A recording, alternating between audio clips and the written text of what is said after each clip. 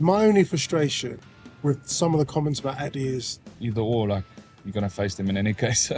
play that game 10 times. Honestly, it could be 5 each. I reckon my average heart rate was about 167.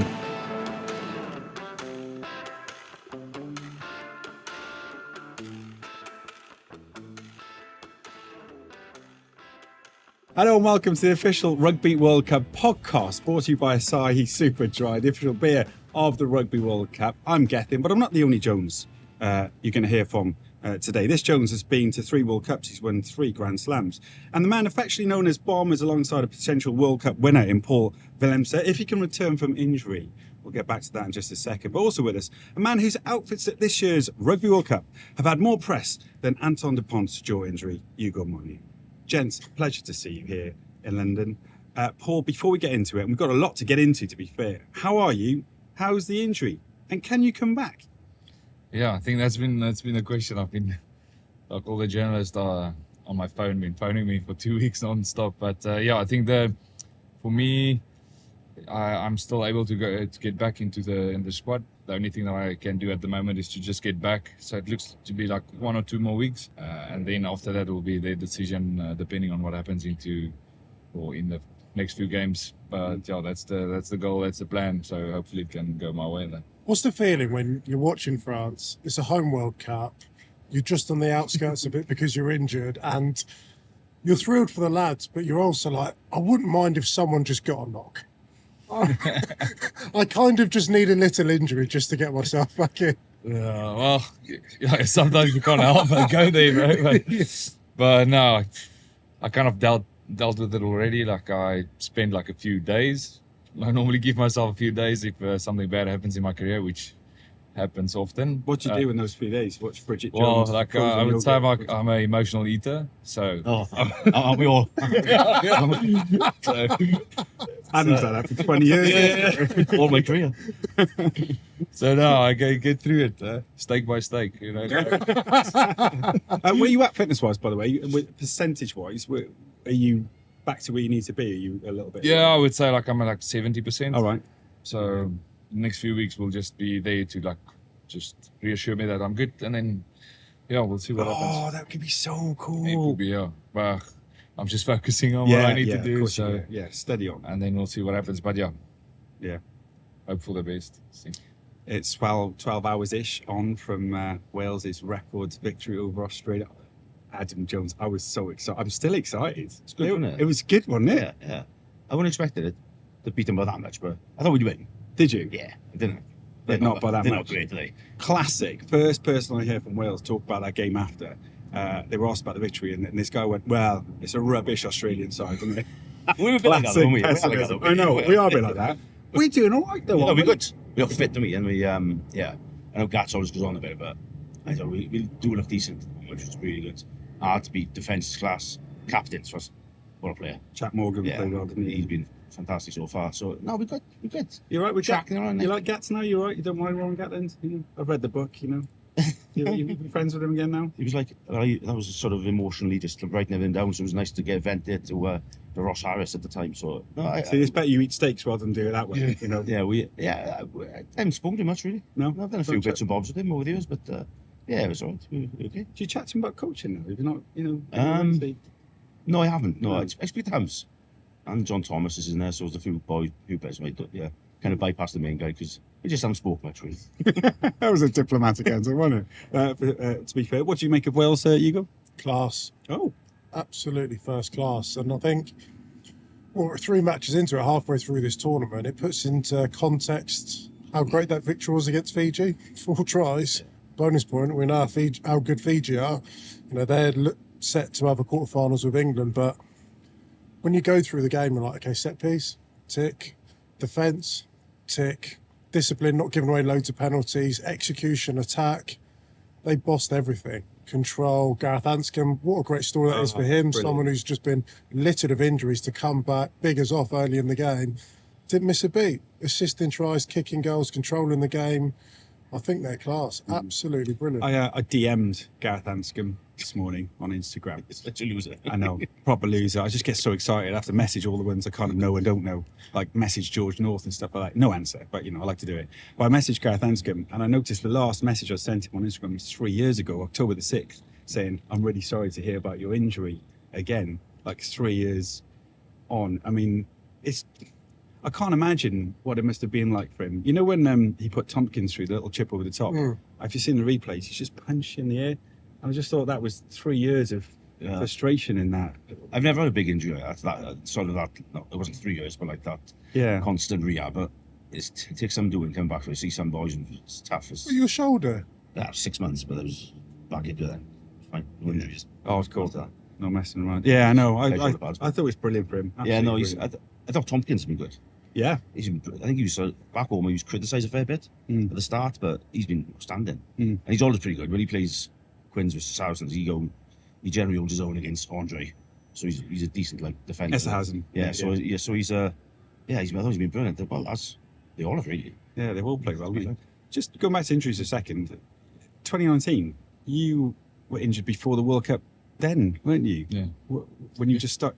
Tell us, this is a bizarre story, isn't it? Yeah. No, it's just I was basically first time playing international rugby, and then there was this the time with Jacques Brunel and Fabien, where they had that 1 year with the World Cup year coaching together. So I came into the group as an extra.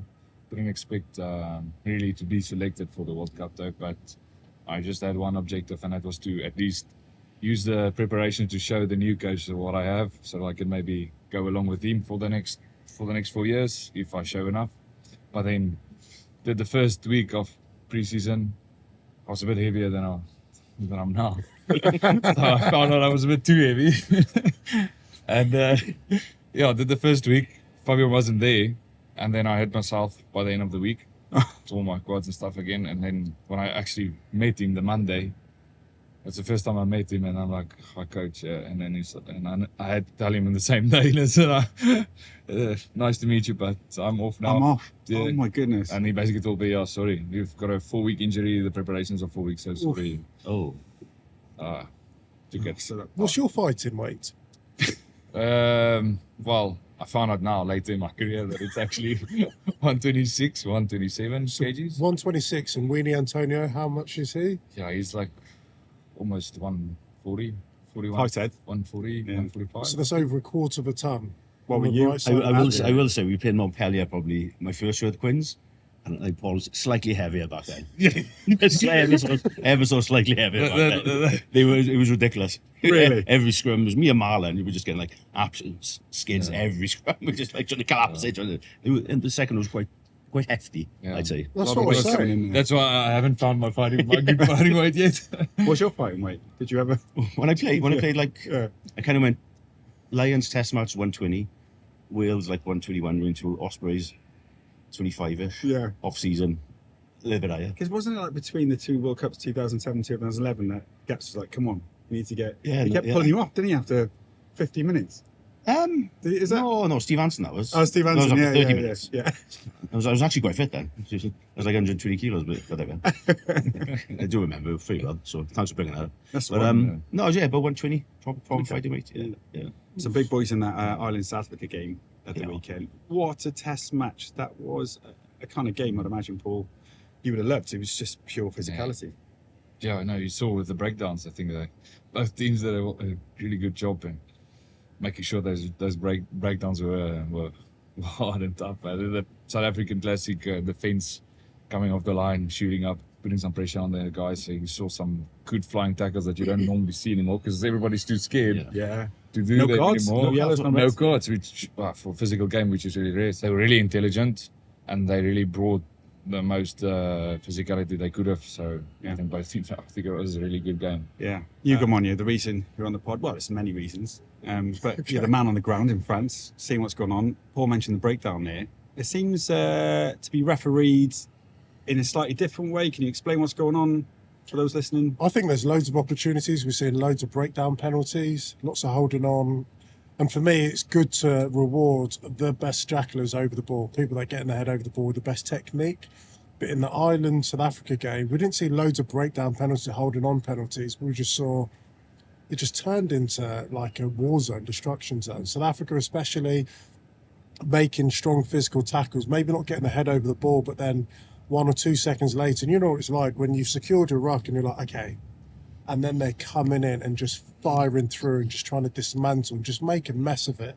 Ireland, a team that like to play at pace, get through lots of different phases. So if you can slow ball down, disrupt it and make it hard for Jameson Gibson Park and Conor Murray's to run with the ball, they did a good job there. But if there was one question mark over Ireland, it was physicality. And I think they showed it in Paris that they can meet and match and in some positions actually better the most physical side in the competition. 7-1 split on the bench. They won 3 scrum penalties, I think, in the second half. Ireland did. I thought they were tremendous. But play that game again, you could get a different result because there really isn't much between both sides. Really was. Well, actually, in the end, it was points, boots, wasn't it? There's been a big call to bring Andre Pollard back. 11 points missed on the pitch. Is that fair? It's easy to jump. He's in the squad, though, isn't he? Yeah, He's in the squad. He's from Mark and Mark, so Yeah. interesting. Yeah, no, yeah. Are you going to swap with Dupont? But yeah, I think you need the kicker anyway. I think it's hard to watch because, especially as a forward, you want to go on there, dominate, and then your guy's not kicking the goals, whether it's Faf or the 10. So it was hard. But I think just on the break, I thought Ireland were brilliant. As soon as I guess it shows the value of just placing, not being isolated, but placing the ball the way you need to place the ball. You see when Ireland, South Africa carried and placed in, the inside threat then from Ireland was so quick, like Van der Fleer or Doris, it was unbelievable. So, I know South Africans, Can you just explain that from a coach perspective? Because it's such a good point, but to people who haven't played that elite level, what you talk about, the ball placement and taking away the threat. Generally, you don't want to, if you're carrying, say in the pod of 3, you want to place out generally because you don't jackal from the outside, because someone like Shaun... So you don't want to run back in towards the ruck? No, you can't. Well, not just you want to place the ball out. Because Shaun, for example... Because all the threes are coming from the ruck side. Yeah. So they can quickly make a choice going in for it or folding. But you don't So you really do from outside coming back in, because then you can create a problem on the defense. So the risks are on the inside, That's why Ireland's so good. Detail around the breakdown, Still, it's pretty on the edge at times, that's how, and they manage the ref really well. But if the ball placement's always really good. There's a real fight to get it long, and then it's there for the 9. So they were outstanding, I thought, since Saturday night. Yeah, on Manny Libbok, there's been a huge conversation about him over the weekend. I think he encapsulates South Africa's development over the last 4 years. In 2019, set piece, take your points, and that was it. Especially when you look at the semi-final against Wales, that was how it was limited. South Africa side, on average, I think over the last 18 months, scoring over 3 tries a game. What Manny brings in attack is exceptional. So good. But how do you balance them being a better attacking side whilst also having the reliability at goal? And we've got South Africa's side who have got a 7-1 bench. Imagine if they went to 6-2 and had Andre Pollard on it. So you start the game by playing a little bit more, and then the tighter it gets, if you think you need that reliability off the boot, because you're right, Bom. If you're getting penalties from line-out and scrum, there's no point having a game at line-outs and scrum, which winning you penalties, if they're not 3-6-9 on the scoreboard. So how they get that balance between wanting to be all-court attack whilst being really pragmatic, that's probably where they are at the moment. That's what I feel. Paul, what was the likelihood that you could have been one of those forwards coming off the bench for South Africa? Like, looking, do you know what I mean? It's like, so you started out South Africa, then Namibia, then France. How likely was it that you could have been a Springbok? So I would say I was on track.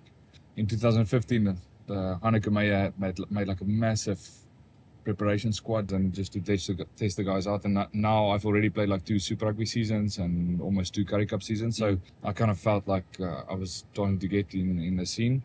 And then I wasn't even in that massive group. And then John de Villiers got injured. And then they pulled up a young lock, which I thought was like, I don't know you're going to go for a lock, but even if you do, like, surely... Oh, right, yeah. Because in my opinion, I was better than that. You were furious, basically. Yeah. And then at the exact same time, while I was so emotional, or what, my emotional barbecue, I received an offer to come to France, and I thought at the exact same time, And then I thought, well, maybe I'll just go and do 2 years in France and then come back with a new coach. That was the idea. No so way. I went to France and Went to Grenoble yeah, and then stayed. Yeah, went to Grenoble and then got an offer from Jake White. And he at the same time signed a few of my mates from Pretoria, from South Africa, from the Bulls. And then I said, well, I'm going to stay a little bit longer. And then eventually, a little bit longer. And then I had my first son. And I said, okay, well, it's really getting easier life in France, so I think I'm going to stay. Still hoping that South Africa would come calling, but they never did. And I was forced to okay, well, I'm going to take a chance and go for it and see, because I want to play international rugby. They were happy to receive me, and I thought well, this is the path of least resistance, and I'm going to go there. Didn't Galthie went and got your passport for you? He was that keen to get you in. No. No, they made it really difficult. They actually changed the rule just as they started talking about me, because the rule was you can play for the national team, you don't have a passport or anything. And then they phoned me up, it's Paul, you're getting a bit attention, too much attention now. Now we're going to have to change. We are considering changing the rule that you will need a passport to play for. Luckily, I did start the process beforehand. And they're like, oh yeah, and we can't help you, because if it comes out in the media that we're helping you, it will look bad. So good luck. When you're watching South Africa, Ireland at the weekend, is there part of you, little part of your heart, it's like, come on, South Africa? Do you still root for them? Do you still support them? Yeah, because I was born there, I grew up there. A lot of who I am was created in South Africa. So now I still, when they play any other team, except for the French team, of course. I support them because I know what it means for the country, for the fans in that country, and I know what it means. I also know the pressure that are on those players. That still has a big part in me. So I'll always support that, because if the Springboks do well, South Africa does a little bit better. So, as a country, Hey, one Frenchman who's probably feeling all the pressure right now is Antonie Dupont.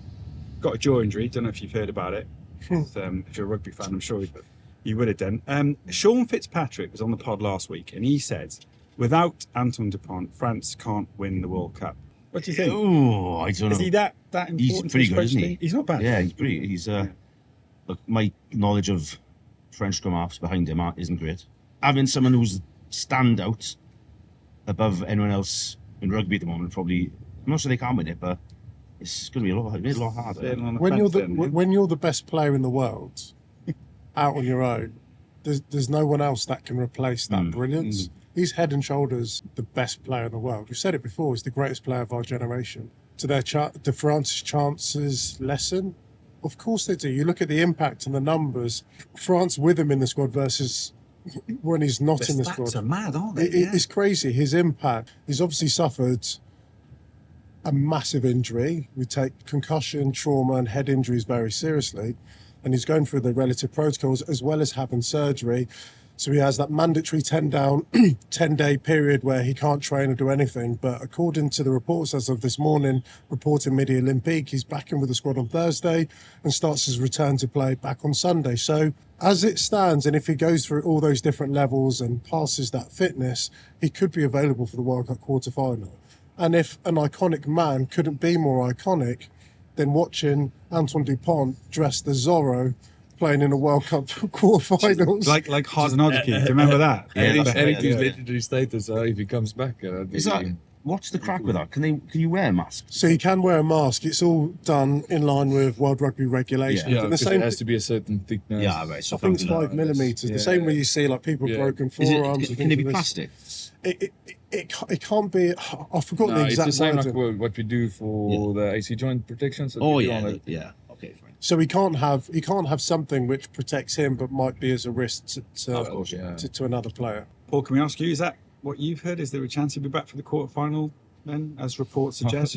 At the moment, I'm not on the bus. I'm not on the World Cup bus. With the team, they dropped me off. So I'm busy doing my rehab before I can get back on. So I'm not in the loop as much. But I guess if there's anyone that can come back, I think it would be him. Be his face, wouldn't it? Shaun's at the end of it when France win the World Cup. He really is an impressive player, and his mentality is also something else that makes him different. Yeah, what's he like as a captain? Because we don't hear a lot of him. We just see him. I would just call him Mr. Neutral. because like that guy is like always like, it looks like he's concentrated the whole time, focused, you know, because I've never seen him like really massively happy, laughing, or really sad or anything. It's like, looks like he's just on top of it, like, yeah. Because I think as well, Who would give the sort of last team talk for the game? Him? but luckily in our group we've got a few Yeah. a few leaders in the group as well that came through. So we lags, some other players will pick up and get the motivation, classic French motivation going. Be good to see. So yeah. If you were an emotional eater through times of trouble, how would he have dealt with this? What would have been the thing that he went to? You would have gone for an emotional barbecue at Paul's house. I honestly don't know. I think this would, like, in my eyes, I think this would like probably be one of his biggest tests so far in his career, like, because having that type of injury, because it's a weird injury, like you hurt your face, it's nothing that will like influence your performance, but mentally it's there, you know. Are you going to take a risk to play earlier and risk taking another shot? But the chances of you taking another shot exactly on that, it's really low. Yeah. It's going to hurt though, isn't it? Yeah, but it's not. Yes, you know, like just, that's only like for me, it's going to be a mental thing. Are you mentally prepared to do that? Yeah, and are you overcome that? Yeah, that's so much pressure on Whole World him Cup as well. final. I mean, Yeah. But I mean, thankfully, with the tackle regulations, I mean, you shouldn't go anywhere near the head. Yeah. However, if he was in the second row and he had to pin down in a scrum, like, I couldn't imagine that'd be a position which would be all that comfortable with that kind of injury. Be a lot of pressure, wouldn't it? Yeah, that's Head the thing. squashed like that. Yeah, I don't know. sure, your mate, it was the tackler, wasn't he? An old friend of yours. Yeah. I mean, that must have been a bit weird. Yeah, so the captain of the Namibian team, Shaun, so I played with him under 18 for Namibia. Yeah. He was one of my teammates and kind of, so he's a friend of mine, but he's like Was the that, least. was that text message like? Yeah, he's like the least. Hated You man would see like France. it's like the guy that's the least probable to do something like that. You know, like Of course. he's gutted. Obviously, I left him be a little bit because I know he'll be gutted because like in Namibia, like they actually just prepared for the Uruguay match to maybe have a chance to win the first to win a World Cup game. So obviously it was a build up for them there, and now losing your captain and for him as well. I know he's going to retire after the World Cup and all that. So Yeah, that is. he's gutted obviously In that moment. Yeah, but it's like, I know also how it is to play in a team where you're taking 90 points, you know. Yeah. Just quickly before we move on, Dupont. You mentioned him like being Mr. Neutral. Is he like that outside of rugby too? Like if you went for a coffee with him, would he be the same? Yeah, well, we obviously just we all have our groups, but now like that's why I'm telling you, like he's Mr. Neutral for me, which for me is an awesome thing to have, especially in his case, because I think all the attention he gets, like outside with the media and all like sponsors and all that type of stuff, I think you need to like be focused all the time, not to. The big reason I think he is able to get through all that stuff is because it looks like he's all on point every single day. Like he just looks like he's focused and Temperament, incredible, isn't it? Can I ask Paul a question? Absolutely. Does Shaun still train in a white vest? he does. Shaun boxing? Yeah. Boxing, yeah. He trains in the most rascal gear. I remember when we were in South Africa, you on the tour, I know. And on a day off, I think we just went down to the pool and there was a gym just down there. I walk in and Shaun's in there in a white vest and a leather jacket, shadow boxing. I was like, I don't think the leather jacket is going to increase or help your performance on the pads, but he's a unique character. I love it. He was the white vest, tracksuit bottoms, shoes. Yeah. You know, mirrors in the Vale Hotel in the gym, where the women do like Pilates, and he's shadow boxing next to these like, it's the best thing I've ever seen in my life. So it's not He's changed. going Oh, full out. He's going full out, bro. He's fighting himself in the MMA. Is he still doing that in Paul? Is that Yeah. something that was changing? He likes staying active, so you'll see him sometimes. You'll see him in the gym doing his thing. Yeah. He's quite good active. Shaun Edge is a bit of a character. Shadow boxing in the gym. I feel like Galthie is the kind of man that would be next to him. Give it a go, Paul. He's a bit of a character as well, isn't he? No, I would say he's a different character. Though. Oh, is he? Yeah. What's he like? No, obviously, like I've had this talk with a few players in my career. Like he's different, like all of them, and he has his certain way to do things. I think he's done a great job to make sure that he has a good coaching staff around him, so that he's He's not in charge of every single thing all the time. He's been under pressure this week, isn't he, with the whole Dupont thing? Yeah, which I felt was like, it's a little bit insane. Like, it's like trying to create something, because like the whole Dupont thing is like everything is pre-planned, and he explained it in the media, like it's pre-planned. You have to change. This is playing Dupont against Namibia now, and should he have taken him off? Yeah, but he needs the playtime. He needs the playtime, and that was decided beforehand, and he would have come off on the 55th minute. And the thing is, like, as a coach, you need to stick with certain rules, because that's the only way you can measure if that worked or not in the future. If you just go on a whim, I believe, then that whim is going to change, and you're going to be more emotional some games or not, and then you can't come back. And because Galthie is really a stats-based coach as well. Like, we've done a few things in our game plan because of stats. Like, statistically, this is the best outcome, and with our team, when we kick or whatever, when we do this is the results. We want like this. So the only way you can do that is if you stick to the plan, you know. Like, and I guess it's the same with your coaching style as well. You can only see if it worked or not if you've done it the same way, and then you adjust. So what are your like key performance indicators that you measure yourselves again? Most teams normally have 3. It's loud and busy here in London, so hopefully we can hear you through it. But yeah, what are the things that if France do right, you end up winning the match? Yeah, well, I think it doesn't differ that much for teams, but kicking game for us is really important. Is that kick meters or amount of kicks? Kicking meters and amount of kicks, all that stuff comes together. And then as well, discipline-wise, like penalties conceded in certain places of the field is sometimes really is important. And then after that, it's all the basic things, your set pieces and all that. But yeah, there's a few things that we concentrate on, which we base that we really want. But I guess it's the same for most of the teams. There are certain things that, you know, for your specific team, this is what helps you to perform better. Professional, aren't it? Do you look at that stuff as well? Yeah, massively. The big one for us would be like speed of ball from the ruck in attack. You know, obviously the quicker the ball, gives the defence less time to set. Specific areas rather, like would want sort of 100% scrum ball, our ball, you know, in opposition one is called to steal or disrupt at least 3, so to get them to like 75%. Ideally, but then again, they've gone to internationally. You know, Gats, he's probably the same now with ball in playtime. If the ball in playtime, you know, I think he said, I think he criticised maybe Australia's ball in play against Fiji compared to Wales. Wales was like 40 minutes, and Australia's was 27 or something. But the game at the weekend, South Africa Ireland, was 28 minutes. Yeah, but it's a different thing. Yeah, and that was Wales want ball in playtime to, of course, the fitness and, you know, test the sort of get around the corner, warren ball type stuff. But so, you know, each coach would look at totally different stuff. I'd imagine everyone looks at the same stuff. Yeah, they'd be a little specific to each setup, depending on what players you have and exactly. what type of playing style you want to. How much a coach is driven by numbers today? Because Steve Borthwick, the England coach, I think it's common knowledge that he's absolutely obsessed with stats and basic game plan on it. Is that any different to France? Because when we look at France, like, they're so fluid, they're just playing instinct. But to get to that point, that's based on just numbers, right? Yeah, that's exactly that. Like, we kind of have to create a certain scenario to have the freedom to do whatever we want. And the whole key is to build up that scenario so that then you can make those decisions and have maybe 3 opportunities or 3 decisions to make. But for that to happen, there's a base setup that needs to happen, and then and then the key is to replicate that setup. How often can we replicate this setup? What stats do you think Eddie Jones has been looking at this week, Adam? So I'm going to put a positive spin on this. Right, I read somewhere this week that one of his jobs when he came in as Australian coach was to build a profile of Australian rugby.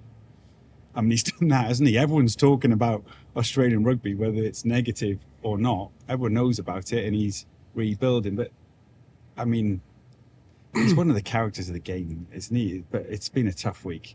Yeah, they were definitely going to beat Wales, 100%, mate. They were going to beat Wales. Everyone says that. Yeah, that's true. Yes.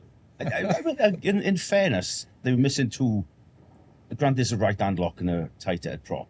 But they're 2 captains massive, well, Skelton, and 2 huge physically,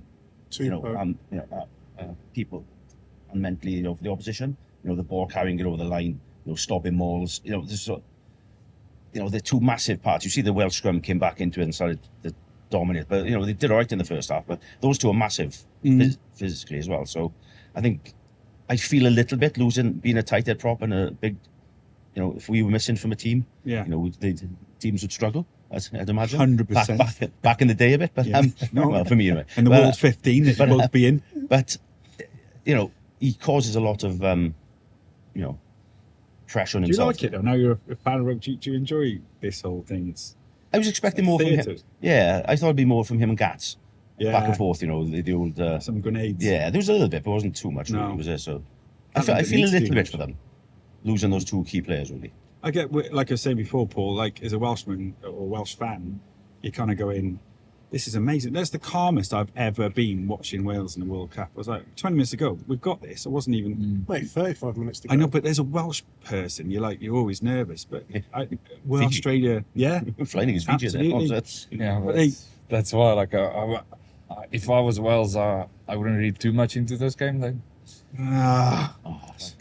It starts to dream, Paul. Yeah, I know, it's cool. It's normal, but yeah, I think Gats has the same mentality about it. Like, I don't think he's gonna think, we've done it, we've arrived. I think they have. I think they have. Like, Australia were poor, and it's weird the conversation around Wales and England a bit. Like I said earlier, their result against Fiji looks wildly different to as the emotion straight after the match. That was a brilliant result. And yet Australia weren't great, but Wales made them look bang average. Like, winning all their scrum penalties, their defence, Jack Morgan, their creativity for Gareth Davis's try. I just thought they ticked so many boxes. Australia, I think, conversation around Australia is you've got to delineate Australian rugby and Eddie Jones. Eddie Jones in this job, as well as the England job, everyone saw... What was that word you used? Delineate or just separate. Oh, sorry. It's very good. I've never heard that word before. He's a broadcaster. Sorry. Got new words for the World Cup. The conversation is exactly the same as it was when he was in charge of England. Yeah. Everyone saw England rugby through Eddie Jones. Everyone's seeing Australian rugby through Eddie Jones. He likes to put himself front and centre, and he's made a lot of enemies along the way. His last interview before he left Australia, he told all the journalists to give him an uppercut, and it was the worst interview they've ever done.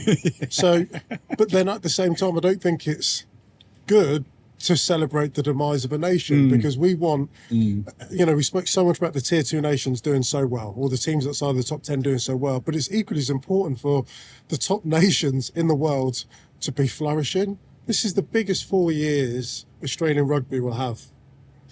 25 they got alliance to, 27 that host the World Cup, and this is the worst Australian rugby's ever been. But a lot of what's been created and the negativity and them bowing out at the group stages has been brought upon the selection of the coach. When you compare Eddie Jones and Warren Gatland and their squads, two young squads, think of where Wales were at the start of the year. Yeah. Crisis. They almost didn't play England against Wales at the Principality. Gareth Davis was on the side. Jack Morgan was being picked by Pivac, was he? Yeah. So the last 6 months, what Gats' job, and when you have that comparison of two similar situations coming in off the back of crises, what Gats has done and where he's got them to, and where Australia rugby is right now, and them going home on a plane in a week's time, it's chalk and cheese. Just that interesting thing for me is in 2015 England bowed out of a home World Cup, and then it was Eddie Jones that came in off the back of that, and we won a Grand Slam. This time round, Eddie Jones has created this issue, but is he going to be the person to be able to fix the issue? And that just comes down to honest conversations. If the players don't believe and trust, then he can't be the person. If there's the belief and the trust within the playing group and the board, then he'll stay on. But he's also got to ask himself and be honest with himself, is he the right man? Does he have enough energy? Can he take this team on the path which he set him out to be? My only frustration with some of the comments about Eddie is we've got this young squad which we're building. I totally get the experience, but the World Cup is not a development tournament. Do you know what I mean? Like, Wales have got a young squad. There's other teams playing in the World Cup that have young squads, but we're here. We're here. So whilst we totally understand and respect that at 27, Australia hosting it. So are you saying that Quade Cooper should have gone? I'm not. Michael Hooper should have gone, just for a bit of experience to try and win those games? Well, I think you can twin experience and young players. Look at Wales have done. the likes of Alan Jones not being there, as an example, Tipperick, Ken Owens, Corey Hill, even. Do you know what I mean? That's 300-400 caps out, flooded it with lots of youth, but you have to get a balance. You know, selection's always subjective, but this whole notion of, we're here now. You can only be measured against your selection. So I think that's my only frustration. Very true. South Africa, they bounce back from this loss to Ireland. They have to, I suppose. How do you do that in a World Cup? Yeah, I think if they can sort out the goal kicking problem, because physically they were the. What about the bench then? Will they stick to this 7-1, or will they have a little think about that now? I don't know. You don't know what Russ going to do. Yeah, no, that's it. Yeah. 6-2, they'll go 6-2. 6-2 with Pollard, you think? Yeah, on that? Reinach on the wing as well. Yeah. It's not a bump on the road. No. You heard Jacques Nina Barcia, can you win the World Cup? And they were laughing. And I just thought, journalistically, it's the right question to ask. But in 2019, they lost the opening game against New Zealand. Yeah. They're current world champions. The reality is the airspace between the world champions and the best team on the planet in Ireland isn't a lot. Play that game 10 times. Honestly, it could be 5 each. I really don't see it as that the squad will be deflated or anything. They will know that we can beat these in the same way Ireland, who won the game, will go, if we go again, we can beat these. That's exactly what happened to you in the 20s, wasn't it? You lost to Ireland and then went on to win the World Cup. We lost Ireland and then... That's right, yeah. Hugo, England, are they going to start with 3 playoffs? And Arundel, because he scored 74 tries against Chile. What happens next for England, please? I found it really interesting the last 30. I was just specifically looking at what Steve Borthwick would do when George Ford went on the pitch. I thought, if Farrell comes off, then maybe that gives an insight into what they work as. I was of the opinion that either go ball player at 10, 12, Ford and Farrell, and then change 15, but they went Ford, Farrell, Smith at 15. Steve Borthwick isn't the type of coach to waste minutes, so whether you start the game, get Samoa like that, or finish it like that, but Marcus has to be in the conversation. It's no longer an experiment. We've seen it happen live, and Marcus, his contribution, scored 2 tries, one was a worldie. But I think he changes the attitude of that team. When you put the ball in someone's hands, if it's a Dupont or a Lewis Rees-Summit, everyone lifts in anticipation because you know they're going to do something or create something. And Marcus, with his speed, his footwork and his creativity in those wide channels, I think he's a proper viable option. My back 3 would be Marcus at 15. Really? Yeah. Start with 15? Freddie Stewart on the wing. Oh. With Henry Arundel. Oh. Because kicking's still such a big part of England's game. And people are like, well, Marcus can't... Do you play Elliot Daly in the centre then? No, if you go in 10, 12, Ford and Farrell, you need Lawrence or Manu. You just need that banger. Look at what Bondiaki did. Look at Damien Diolande. Look what George North and Nick Tompkins do. You have to have ballast. Otherwise, you got ball player, and no one on the front line. But that would be my back 3. And people say Marcus not good in the air. The majority of kicks come from scrum half. And when scrum halves are setting up to kick, it takes 10 seconds. In 10 seconds, if I'm in the backfield, Marcus, go into the middle of the pitch. Freddie, come catch his ball. He diffuses that bomb, and then you can play. But I liked how they played.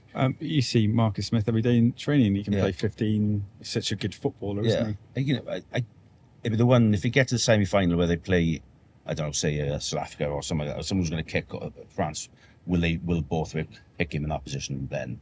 Like I think against Fiji and the rest of the group games, I think the chances to kind of... Yeah.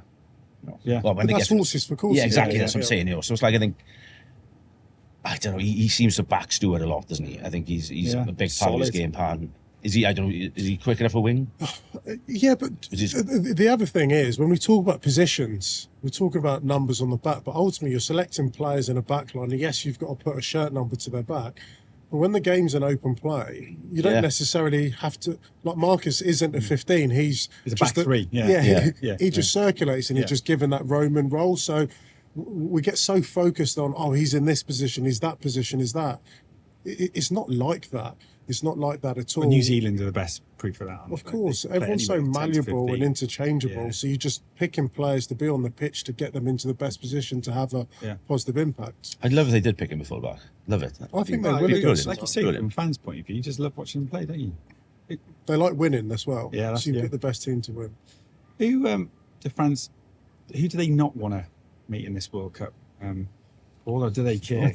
Right, well, the smirk is that way. Yeah, well, I'm bringing it up. Doesn't matter. Doesn't matter. Yeah. Yeah, well, it doesn't matter. Like, because you're gonna face the best in any way. So yeah, I don't think it's really for us, even in our preparations that we had in our build up. Like, it wasn't a big thing for us. Like, we never talk about the possibilities and all that. I mean, like, because as a player, like, yeah, you're gonna rock up there Monday and say, okay, who's it this week? Yeah. You just have to get on with it. But With Africa in the quarters now, it would seem. yeah, it would seem. Yeah, it would seem. So world champions against the hosts fun. in a World Yeah. Cup quarter-final. Do you know, I Yeah. don't think it's enough credit for not credit for not being there, but it's the 12. We're talking about bangers. Dante. Dante. Yeah, no. But he's a massive part of the French. Yeah. That's class. Yeah. That's at Hugo's that's- point. You need someone. Yeah, that's Yeah. our one of our big boys in the backs. Yeah, no. So for us, like, it's either or. Like, you're gonna face them in any case.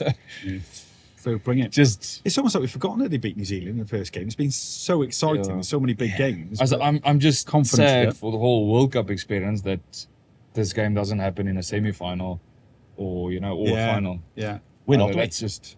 No, yeah, we're happy with that. We're happy at the moment, aren't we? Yeah, yeah, we're very We're, happy. we're at the halfway point in the World Cup. Yeah. What's been your favourite game so far? Oh, I did enjoy Saturday. Yeah. I enjoyed Yeah. Wales, Australia more than Fiji. I was like, I reckon my average heart rate was about 167. The last 20 minutes of the Australia game, just as a Welsh fan, to be like getting a little bit cocky. You know what I Good mean? on it. It was so much fun. Oh no, I think South Africa Ireland was amazing. Oh, that was good as well. Amazing game. Just as a Portugal, forward, Georgia was good. Yeah, as The a draw. forward though. I Yeah. thought. For me, Paul? personally, I think the opener was. Yeah, was okay, really that's good. pretty good. What about Just you? because of the spectacle. Any English games? Yeah.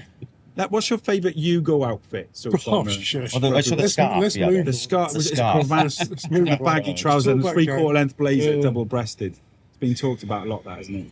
You can hear about Hugo's outfits on episode 2 of this podcast. Hey, before we leave you, we're doing our Campai 15. So this is in partnership with the official beer of the Rugby World Cup, Asahi Super Dry. We're building a Campai 15. Campai is cheers, as you well know, Yes. Adam, for your trip to Japan Yeah. recently. What are you doing there? Work with. Oh, assistant coach to No, who? we are. Yeah. That's next week. Eddie Jones and Adam Jones are taking over. The two Joneses. We have a strategic partnership with Honda Heat. Oh. But mate, I don't get that because you had a strategic partnership with New Zealand. Nothing happened. Well, I was just a player then, so I don't know much about it. Let's get back to the Campai 15. One player you would have He's like loved Eddie- to have a Eddie drink Jones. with. Yeah, it That's might be Eddie Jones. Love to have a drink with. Might have played against them or not played against them. Give us an insight into someone that you've played against that really had a mark on you, stayed with you, good bloke, good player. I was lucky to play with Jerry because he liked the beer. Yeah, he was one of the greats. But The late great Jerry yeah, Collins. after every All Black game, he was kind of he was one of the few. Him and Ali Williams, he was another very good fellow on the on Like the a Ronnie Williams. on the beer. Yeah. He was good crack as well. They were quite standoffish. There was a couple of them who would always come have a chat and have a beer, and they inevitably beaten you by 40 points. So it was just like a bit more lucky boys sort of thing. But it was those were good. I would like to, only because he said he'd like to have it with me, Dane Coles. Oh, Yeah, yeah. he mentioned a while ago he'd like to have a beer with me. So All I'd like Black to, hooker. yeah, I'd like to have a beer with him. He looks good fun. And Will you let us know how you get on with that beer? It'd be interesting to see. you sort it? Your You could connections? probably sort it. Yeah, Paul, yeah. someone could sort it. Yeah, I'd love a Jerry beer. Collins, when he first moved to Swansea, his boys used to tell some funny stories about a bit of a culture shock for him, like, All Black legend going to Swansea, and A night he got out. introduced to a night out in White Yeah. Street, didn't he? Good night though. And he enjoyed Swansea, I think, Jerry. And Wales, I think, in general. Jerry Collins. Yeah. He's welcome in the Campai 15. What are you saying, Paul? Well, the last Six Nations, I had like a surprising nice chat with Alice Gang, and that was quite surprising for me because he was just taking over the captaincy and stuff like that. So I think if I could continue that chat, it would have been nice because I was surprised how nicely we had a chat, and I think that's why we do this Campai 15, because it's always someone you don't Yeah. expect, Yeah, Like, What's that's your for me, and that was perception a of bit- Alice before you had a beer with you? Yeah, Yeah. I would say it was way different. Yeah. way different. Yeah. It was really different. So I was quite He's a nice surprised. fella, isn't he? Alice Yeah. Genge is a brilliant. Yeah, and that's what I saw when because after the game I went to his stable because obviously they took a loss and it's like one of his first captaincy games, So I went over to him, I started chatting, and was really surprised. Like, I was like, I was, oh, no, I was a bit like that with you. Like when I watch you on the pitch, you're like quite mean, aren't you? Like, do you mean? What, me? But yeah. Nah, I don't think Look, so. you're quite hard looking. You've turned up today. It's so lovely. Isn't he lovely? Yeah, Very chilled. yeah. Well, I think it's. It's like Montpellier, isn't it? Just I can't take the rugby player home. Like, you know, got kids to take care of. He needs to be more like Dupont. Yeah, Mr. Neutral. yeah. No, I have to leave it on the field. Yeah, no, but yeah. So I would say him. I would love to have Fair enough. spend a whole Love it. evening with his the guy. Yeah. Welsh. Alice Genge. Yeah. Oh, that can be His, interesting. I think his Baby Ryan. yeah, I think his game girlfriend from Bethalbert. No way. Seriously, That's good I enough. think it's yeah. Thank you so much, Cheers, gents. Paul, good luck. Like, there's a massive chance we'll see you, potentially, maybe, at this World Cup. Oh. Quarterfinals, I hope so. semi-finals. Hope What a so. story. Yeah, What a story. could be awesome. But yeah, for the moment, I'm just focusing on getting back and see what happens. Oh, Fingers that'd be France, South Africa as well. Oh. what a game. Which I missed the previous time Yes, yeah. because of big an would- injury. So That would be unbelievable. Talk about life coming round full circle. for Would me, you that sing the would be- anthem? Yes, I would. Both of them. Yes, I would. Yeah, I like that. Good. Yeah. What do the boys make of that? I don't know. I think it's a sensitive topic, but like, They might, don't they? I've said it before. Like you can't throw away where you come from. So I'm still proud of that side. Big part of who I am today. But yeah, so Love that. I'm gonna show. It's life, up on isn't it? that. Yeah, it's part of my story. So yeah. Paul, Adam, Hugo, thank you as always. You've been listening to the official Rugby World Cup podcast brought to you by Asahi Super Dry. Please leave a comment below and we shall see you next week. Bye for now.